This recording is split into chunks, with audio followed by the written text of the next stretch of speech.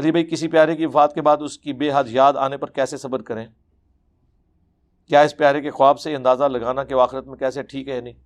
ہو بھی سکتا ہے، نہیں بھی ہو سکتا. خواب تو آپ کے ذہن کی اختراع بھی ہو سکتی ہے. بخاری مسلم دونوں میں حدیث ہے، خواب یا تو اللہ کی طرف سے یا شیطان کی طرف سے.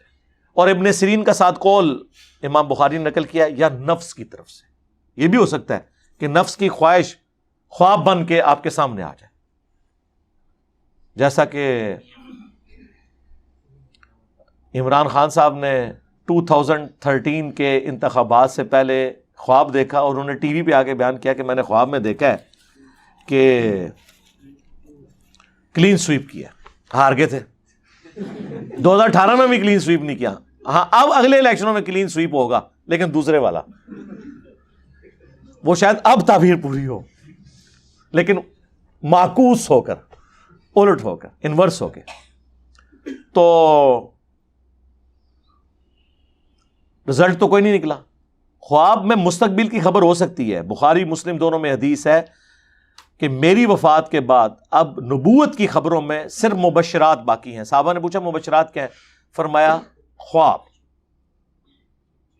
خواب کے علاوہ کوئی سورس نہیں ہے، کوئی کشف، کوئی الہام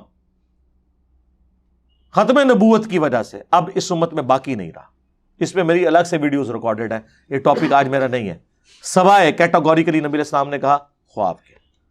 تو خواب میں آپ کو قریبی رشتہ دار اگر بری حالت میں نظر آتا ہے، اس کی طرف سے صدقہ اور خیرات کریں. اس کا کوئی قرض ہے تو وہ اتاریں. وہ تو صحیح مسلم میں ہے کہ شہید کا ہر گناہ معاف ہو جاتا ہے، قرض اس کا بھی معاف نہیں ہوتا. بخاری مسلم میں حدیث ہے نبی علیہ السلام کے سامنے مقروض کا جنازہ لایا جاتا تو آپ جنازہ ہی نہیں پڑھتے تھے جی. پھر جب اللہ نے وسعت دی تو حضور خود اس کا قرض اتار دیا کرتے تھے. اور پھر قرآن کی آیت پڑھتے تھے النبی اولا بالمؤمنین من انفسہم وازواجہ امہاتہم. نبی مومنین کی جانوں پر ان سے بڑھ کر حق رکھتے ہیں اور نبی کی بیویاں امت کی مائیں ہیں. حالانکہ اس آیت کا مطلب یہ تھا کہ امت کا کام ہے کہ تن من دھن اپنے نبی کے لیے لوٹا دے. لیکن حضور اس کا مطلب یہ بھی لیتے تھے کہ میں چونکہ امت کا روحانی باپ ہوں، میرا کوئی امتی مقروض مرے گا اور اللہ نے مجھے وسعت دی ہے غزوہ خیبر کے بعد مال غنیمت کی وجہ سے، تو میں اپنے امتی کا قرض اتاروں گا. دیکھیں ہمارا پیر کیسا ہے. آپ کے پیر تو نذرانے بٹورتے ہیں آپ سے، ہمارا پیر وہ ہے جو اپنے مریدوں کے قرضے بھی خود اتارتا تھا. حالانکہ یہ وہ پیر ہے جس کے بارے میں اللہ نے کہا کہ تم نے اپنا تن من دھن اس کے اوپر لٹانا ہے اور یہ تمہارے ایمان کی بنیاد ہے. بخاری مسلم میں حدیث ہے تم میں سے کوئی مومن ہی نہیں ہو سکتا جب تک کہ میں اسے اس کے ماں باپ اولاد سب لوگوں سے بڑھ کر عزیز نہ ہو جاؤں. تو نبی علیہ السلام ہر معاملے میں خود رول ماڈل بنے ہیں. تو قرض اس کا اتار دیں. مرے ہوا بندہ اگر مقروض تھا اس کے لیے دعائے مغفرت کریں، اس کو نفع پہنچے گا، بخشش ہو سکتی ہے اس کی دعا کی برکت سے. قرآن میں حکم بھی ہے ربنا اغفر لنا ولاخواننا الذین سبقونا بالایمان. اہل ایمان کی نشانی ہے کہ وہ اپنے سے پہلے جو مر چکے ہیں ان لوگوں کے لیے دعائے مغفرت کرتے ہیں. ٹھیک ہے، تو یہ تو ہمیں قرآن میں حکم ہے. اصالہ ثواب کے 10 طریقے میری ویڈیو ہے یوٹیوب کے اوپر، کئی ایک ویڈیوز اس ٹاپک کے اوپر ریکارڈڈ موجود ہیں. لہٰذا خواب میں اگر آپ کسی کو اس طرح دیکھتے ہیں نا تو آپ صدقہ خیرات کریں. باقی یہ ضروری نہیں ہوتا کہ جو کچھ آپ نے دیکھا ہے ویسے ہی ہونا ہے. ویسے ہو بھی سکتا ہے، ویسے نہیں بھی ہو سکتا. جب تک وہ معاملہ اسٹیبلش نہ ہو جائے آپ کہہ نہیں کچھ سکتے. وہ تو ڈاکٹر تعلق قادری صاحب بھی کتنا عرصہ پہلے وزیر اعظم بنے بیٹھے ہوئے، وہ تو سیاست ہی چھوڑ گئے. تو خوابوں سے تو کچھ نہیں ہوگا جب تک اسٹیبلش نہ ہو جائے. صحیح بخاری میں حدیث ہے ام العلا خدمت کیا کرتی تھی عثمان بن مظعون ایک بوڑھے صحابی کی. بہت بوڑھے تھے، بڑے نیک تھے، فوت ہوئے. نبی الاسلام میت پہ آئے تو ام العلا نے حضور کی موجودگی میں کہہ دیا اے عثمان تیرے لیے تو جنتیں ہیں آخرت میں. حضور نے کہا تمہیں کس نے یہ بات بتائی ہے؟ حالانکہ میں اللہ کا رسول ہوں، مجھے نہیں پتا کہ میرے ساتھ کیا ہونے والا ہے. اللہ سر یہ حدیث بخاری شریف میں ہے اور قرآن کی آیت ایک اس کو سپورٹیو ہے. سورۃ الاحقاف اے نبی تم کہو کہ میں کوئی نیا رسول نہیں ہوں، مجھے تو نہیں پتا کہ خود میرے ساتھ اور تمہارے ساتھ کیا ہونے والا ہے. یہ اصل میں ہمارا ایک عقیدہ درست کرنے کے لیے اس طرح کی باتیں کی گئی تھی ام العلا کہتی ہیں اللہ کی قسم اس کے بعد میں نے کسی کے مرنے پہ یہ نہیں کہا کہ ایسیدہ جنتی ہے، ڈر گئی۔ پھر کچھ دنوں بعد ام العلا نے ایک خواب دیکھا، عثمان بن مظعون کے لیے پانی کا ایک چشمہ دیکھا، پھر حضور سے ذکر کیا تو آپ نے فرمایا کہ یہ ایک اچھا خواب تھا، عثمان بن مظعون کی آخرت کا معاملہ اللہ نے اچھا کیا ہے۔ لیکن اس خواب کو دیکھا انہوں نے بعد میں، اور اس کی تعبیر نبی علیہ السلام نے بیان کی۔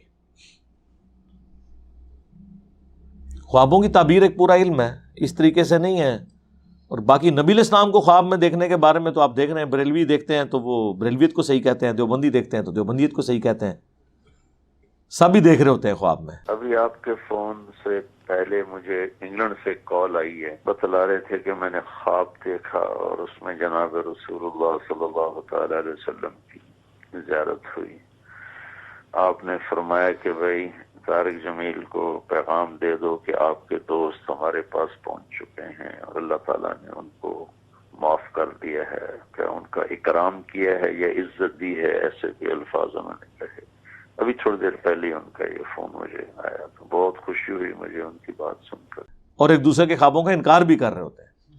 ہاں یہ بھی دیکھیں نا، تو خوابوں کی تعبیر ہمارے پاس کوئی سورس نہیں ہے کہ ہم ڈیفینیٹلی بتا سکیں، بس ہم اندازہ لگا سکتے ہیں۔ ہمارے پاس بھی لوگ آتے ہیں کہ جی اب بتائیں کیا کرنا ہے، ہم کہہ رہے ہیں یار صدقہ و خیرات کرتے ہیں، اس مسئلے میں یوں کر لیں، بس دیٹس آل، اس سے زیادہ ہم کچھ کر نہیں سکتے۔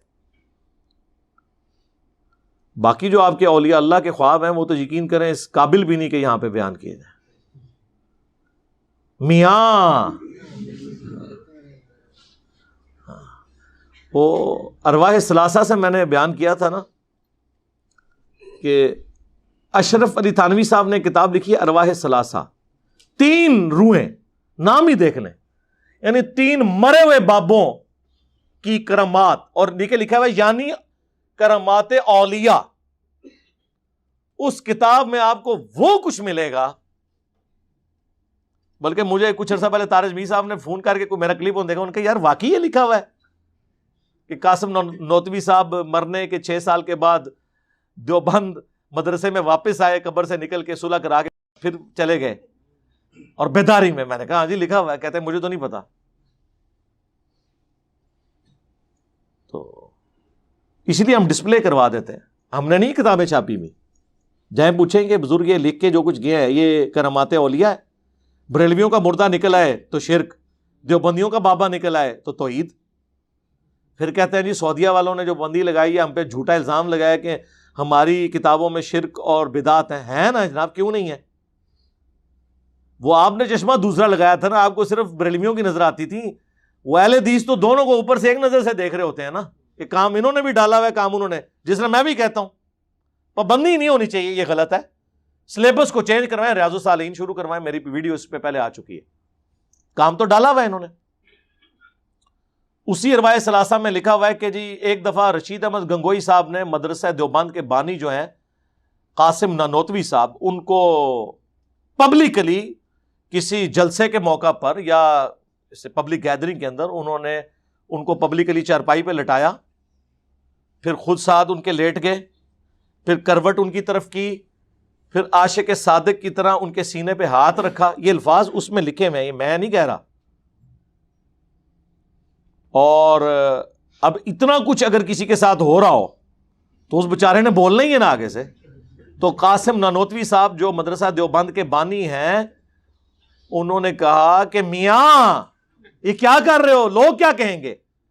تو رشید احمد گنگوئی صاحب فرماتے ہیں کہ کہنے دو لوگوں کو، یعنی اگر میری زبان میں آسان کہنے دو، یہ تو ہے ہی بٹ دماغ نے، انہوں کا اتنا دماغ ہے کہ یہ سوچن کہ بابے بھی غلط ہو سکتے ہیں۔ لیکن ان کو نہیں پتا تھا کہ آج وہ وقت آ چکا ہے کہ لوگ گلی گلی کہہ رہے ہیں کہ بابے تے شے ہی کوئی نہیں۔ دیکھو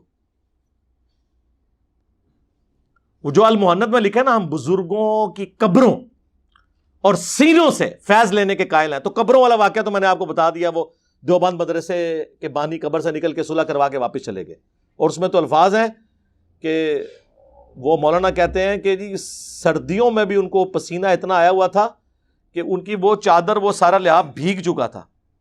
تو میں نے کہا حضرت آپ کی کیا حالت ہے؟ وہ کہتے ہیں ابھی بھی حضرت نانوتوی آئے تھے، مردہ قبر سے نکل آئے تو صرف پسینہ نہیں نکلتا، خواب میں نہیں، یہ بیداری میں. تو یہ قبروں سے فیض تھا. لوگ کہتے تھے سینے سے فیض، سینے سے فیض ہے جی. وہ ان کی طرف کروٹ کٹ کے لیٹے اور پھر اپنا ہاتھ ان کے سینے پہ رکھا، یعنی وہ کنیکشن انہوں نے بحال کیا، سینے کو انہوں نے فیض دیا. یا لیا تو نہیں ہوگا، ظاہر ہے وہ قاسم نانوتوی تو ان کے شاگردوں میں آتے ہیں، وہ ان کے شیخ ہیں. یہ تو تھی جناب پہلی قسط اس کی. دیکھو بس دے بھیجے. دوسری قسط بھی بیان کر دئیے یار، رہنے دیں. نہیں یار، وہ پھر کہیں گے یہ بالکل اس طرح کر رہا ہے اور وہ کر رہا ہے. کتابوں سے کر رہے ہیں. چلے جی، بلال بھائی کہہ رہے ہیں کتابوں سے ہی کر رہے ہیں نا، تو چلے ہم کنٹرول الفاظ میں، وہ اتنے فلمی الفاظ تو میں استعمال نہیں کر سکتا. تذکرۃ الرشید ایک کتاب ہے جس میں رشید احمد گنگوئی صاحب کا تذکرہ ہے، یعنی ان کے حالات زندگی ہیں اور ان کے اپنے چاہنے والوں نے بیان کیے ہیں. اس میں اس کی اگلی اور سمجھ لیں آخری قسط ہے، یا آج جو ہم بیان کر رہے ہیں یہ آخری قسط ہوگی ان کے لیے. اس میں اس خواب کا ذکر موجود ہے. یہ تو بیداری تھی نا کہ وہ عاشق صادق کی طرح لیٹے، اور قاسم نانوتوی کو بھی سمجھ آ گئی. انہوں نے کہا میاں کیا کر رہے ہو، لوگ کیا کہیں گے. اس کی اگلی قسط یہ ہے کہ تذکرۃ الرشید میں لکھا ہے کہ رشید احمد گنگوئی صاحب کہتے ہیں کہ میں نے ایک رات خواب میں دیکھا کہ مولانا قاسم، جن کو انہوں نے پہلے لٹایا تھا اور سینے میں فیض ٹرانسفر کیا تھا، وہ دلہن کی شکل میں میرے عقد میں آئی ہیں. جی جی جی جی جی، وہ دلہن کی شکل میں، یہ نہیں انہوں نے کہا کہ میری دلہن اس شکل میں آئی، انہوں نے کہا وہ دلہن کی شکل میں میرے خواب میں آئیں، عقد میں آئی، خواب میں ہی انہوں نے دیکھا. اور اس کو آگے بیان کرنے سے پہلے میں بتا دوں کہ بخاری مسلم دونوں میں حدیث ہے کہ خواب کی 3 اقسام ہیں: اللہ کی طرف سے، شیطان کی طرف سے، یا نفس کی طرف سے. نفس کی خواہشات بھی بعض اوقات اس طرح سامنے آتی ہیں. جیسے عمران خان صاحب نے 2013 میں کہا کہ میں نے خواب دیکھا ہے کہ میں پرائم منسٹر بننے والا ہوں، کلین سویپ کیا ہے. اس وقت تو نہیں ہوا، بعد میں کلین سویپ نہیں ہوا، پرائم منسٹر وہ بن گئے. تو اس وقت جو خواب انہوں نے دیکھا تھا نا، وہ ان کی نفس کی خواہش تھی، وہ سامنے آئی. ہر وقت جب بندہ سوچے تو کچھ نہ کچھ تو ہو جاتا ہے. ڈاکٹر طاہر القادری صاحب نے تو آپ میں سے کئی لوگوں کی پیدائش سے پہلے یہ خواب دیکھا ہوا ہے. تو نفس کی خواہش ہی تھی نا، ہوئی تو نہیں، کوئی غیبی خبر تو نہیں تھی وہ والی. تو کہتے ہیں نہیں، میں نے خواب میں دیکھا کہ وہ جو ہیں وہ دلہن کی شکل میں میرے پاس آئی ہیں، اور پھر وہ ان کا نکاح ہوا، اس کے بعد پھر روحانی اولاد بھی ہوئی. ہاں جی. اور اس کے بعد یار یہ اگر کسی کو خواب آیا بھی تھا تو ظالموں اس کو لکھنے کی کیا ضرورت تھی. اور اس میں وہ لکھتے ہیں، اور پھر آگے اب لکھنے والے کو بھی شرم نہیں آ رہی، اب اس کی وہ تعویل کر رہا ہے. وہ کہہ رہا ہے جی یہ خواب کی تعبیر اصل میں یہ تھی کہ مولانا قاسم نانوتوی صاحب نے رشید احمد گنگوئی صاحب کے شاگردوں کی، اسٹوڈنٹس کی تربیت کرنی تھی بات میں. تو اس سے انہوں نے یہ بھائی تربیت کرنے کے لیے بیوی بن کے ان کے عقد میں آنا اور پھر اس سے اولاد پیدا ہونا، یہ پورا کام ہونا ضروری تھا. اگر یہ سمجھتے ہیں نا کہ اس خواب میں کوئی مسئلہ نہیں ہے تو سر بیان کرو. پوری دنیا کی دیوبند کی مساجد میں اگلی دفعہ یہ خواب بیان کیا جائے بزرگوں کی کرامات کے طور پر. بھئی جو چیز ہوگی آپ فخریہ بیان کریں گے نا. جس عقیدے سے آپ لوگ منہ چھپاتے پھریں تو صحیح مسلم کی حدیث ہم آپ پہ فٹ نہ کریں. گناہ وہ جو تیرے دل میں کھٹکے اور تو اس بات سے ڈرے کہ لوگ اس پر مطلع ہو جائیں. چلے آپ تشریح کے ساتھ بیان کرتے ہیں، لیکن ان کو پتہ ہے کہ اب لوگ جو ہیں وہ بٹ دماغ نہیں ہیں. لوگ تو پوچھیں گے میاں یہ کیا ہوا. اسی لیے میں نے اپنے اسٹوڈنٹس کو کہا کہ ان کو آپ سمجھانے کے لیے پورا واقعہ لکھیں گے تو ان کا دل دکھے گا. آپ صرف لکھ دیا کریں میاں، آگے وہ سائن اس طرح، وہ جو سیدھی لائن اور نیچے چھوٹا سا ٹھمکا، ایکسکلیم ود جوائے یا ایکسکلیم ود سارو، وہ سائن ڈال دیا کریں. تو اب یہ چیزیں انہوں نے کتابوں میں چھاپی، ہم صرف راوی ہیں بیان کرنے والے. ان کا دین اس قابل نہیں ہے، ان کے بابوں کا دین، کہ اس کو یہ بیان بھی کر سکے. ہمیں کراچی سے اگلے دن اکیڈمی میں ایک کال آئی. تو کراچی کے ایک مفتی صاحب مشہور زمانہ لطیفوں والے، ان کے وہ نمازی بھی تھے، اور کہتے ہیں میں علی بھائی سے اتنی نفرت کرتا تھا، میرا بھائی مجھے کہتا تھا سنو، لیکن میں کہتا تھا میں نے سننا بھی نہیں، کہتا بس ایک ہی کلپ سنا ہے۔ میں کہتا ہوں جی آپ ہمارا کوئی ایک کلپ سن لیں کسی بھی ٹاپک پہ، خواہ وہ فکر آخرت سے ریلیٹڈ ہو ہدایہ پورٹل کا، یا انڈرسٹینڈ اسلام میں بابوں کی کلاس والا کوئی کلپ ہو، یا مسلم اونلی کے اوپر اخلاقیات سے متعلق کوئی کلپ ہو، وہ کافی ہوتا ہے بتانے کے لیے کہ بھائی دین اس طریقے سے بیان ہوتا ہے ریفرنسز کے ساتھ۔ وہ کہتا جی ایک کلپ دیکھا اور وہ وہی تھا، قبر سے نکل کے صلح کروا کے واپس چلے گئے ارواح ثلاثہ۔ کہتا ہے میں تو حیران ہو گیا، تو میں نے مفتی صاحب سے کہا کہ اس طرح، تو ان مفتی صاحب نے کہا تمہیں منع کیا تھا انجینئر کو نہیں سننا۔ انہوں نے کہا جی میں نے چلے اب سن لیا، اب تو مجھے وائرس لگ گیا ہے، اب اگلا علاج بھی کریں نا، پریونٹیو مینٹیننس تو نہیں، کیوریٹو علاج تو میرا کریں نا۔ کہتے ہیں نہیں اصل میں آپ لوگوں کو ان باتوں کی سمجھ نہیں ہے، اس لیے ڈائریکٹ نہیں پڑھنی چاہیے۔ اس نے کہا جی میں ڈائریکٹ نہیں پڑھ رہا، میں کتاب لے کے آ رہا ہوں، آپ مجھے سمجھا دیں۔ کہتے کتاب لے کے گیا ہوں تو آئمائشیں شروع کر دی، کہتے مجھے فوراً ہی اندازہ ہو گیا یار یہ تو بالکل کسی بنیاد پہ نہیں کھڑے، اور مجھے کہنے لگے مجھے نہیں، میں وہ فون سن رہا تھا، کیونکہ جب اس طرح کی باتیں ہونا تو میں کبھی ابرار بھائی کے پاس بیٹھا ہوں نا تو وہ اسپیکر آن کر دیتے ہیں کہ تاکہ میری بھی تھوڑی حوصلہ افزائی ہو جائے سن کے۔ تو جب انہوں نے اسپیکر آن کیا تو وہ کہنے لگے علی بھائی جتنے یہاں پہ اس کے جلسے ہوتے ہیں، پروگرام ہوتے ہیں، اس میں ٹاپک آپ کو اس نے بنایا ہوتا ہے، ان کی ویڈیوز ریکارڈ نہیں ہوتی، ویڈیو تو یہ صرف وہ ایک ریکارڈ کر کے چڑھاتا ہے نا، باقی جتنے عام اس کے دورے جدھر بھی ہوتے ہیں نا، آپ کو ٹاپک بنایا ہوتا ہے کہ اس فتنے سے بچنا ہے۔ تو اب آپ کر لیں میرے بھائی، اللہ نے اس وقت ڈیجیٹل میڈیا کی وجہ سے سارے فرقوں کی بنیادیں اکھاڑ کے رکھ دی ہیں اس حوالے سے کہ ان کی تعلیمات اس قابل نہیں کہ پبلک کو پیش کی جائیں۔ ہم دیکھیں ان کی تعلیمات ہم پیش کر رہے ہیں، دیکھیں ان کے بزرگوں کی کرامات ہم بیان کر رہے ہیں۔ آج تک سنا تھا آپ نے بریلوی صرف اپنے بزرگوں کی کرامات بیان کرتے تھے، دیوبندیوں کی تو وہ مانتے ہی نہیں تھے، ہم تو مان بھی رہے ہیں اور بیان بھی کر رہے ہیں، پھر آگے بتا رہے ہیں آپ بتائیں یہ بزرگ ہیں میاں، بس اس سے زیادہ ہم کچھ نہیں کہیں گے۔